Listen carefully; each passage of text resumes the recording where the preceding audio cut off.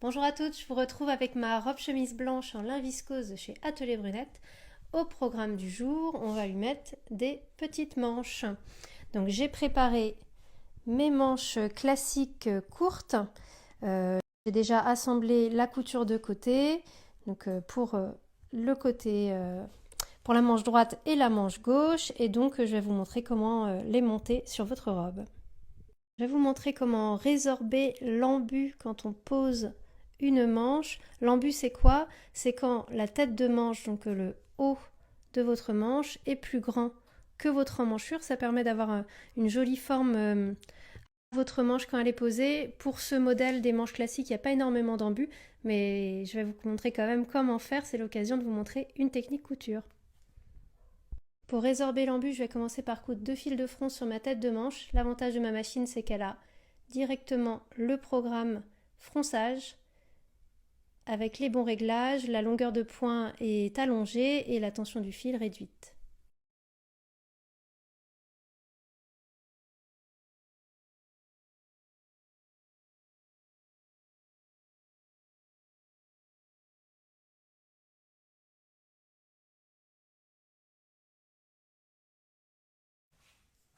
Ici, l'objectif, c'est de donner une forme arrondie au haut de ma manche, commencer à la préformer pour qu'elle s'intègre bien à notre emmanchure.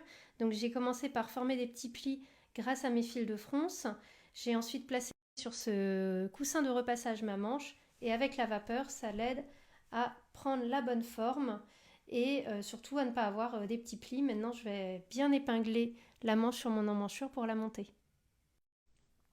Pour monter une manche, la robe doit être sur l'envers et la manche sur l'endroit. Donc j'ai des petits crans pour savoir dans quel sens la monter car une manche n'est pas symétrique. 2 repères pour le devant et un repère pour le dos de mon emmanchure. Donc je glisse ma manche dans ma robe et je viens aligner les crans, les coutures de côté et également le repère d'épaule. Pour ma robe, la manche n'est pas doublée, donc je vais coudre ma manche directement au tissu principal et à la doublure en même temps sur tout le tour de l'emmanchure. Je commence par épingler.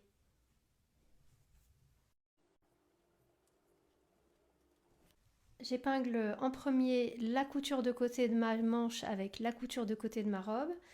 J'épingle également le repère d'épaule. Attention ici, l'épaule n'est pas sur la couture mais bien décalée. On a une couture qui est un peu plus déportée sur le devant.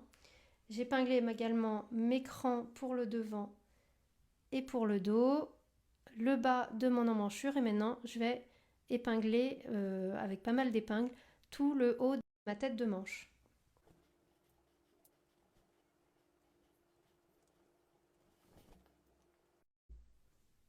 J'ai fini d'épingler ma manche. Comme vous pouvez le voir, il ne faut pas être avare d'épingles quand on pose sa manche. Donc je vérifie quand même sur l'endroit qu'elle est dans le bon sens. Je vais pouvoir passer à la machine.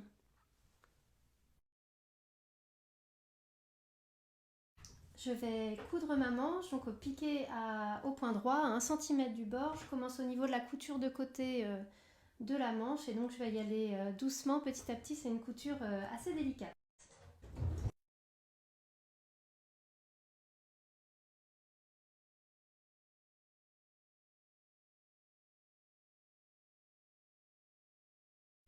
Il est temps maintenant d'enlever les fils de fronce qui m'ont servi à résorber l'embut et donc l'instant de vérité sur l'endroit, la manche est bien posée.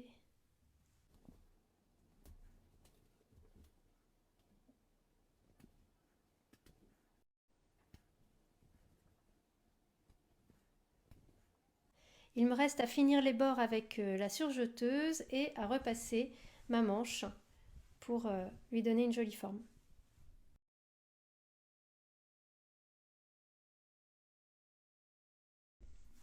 Je vais repasser ma manche et coucher les marges de couture côté manche. Pour ça, la jeannette ou le coussin de repassage sont super utiles.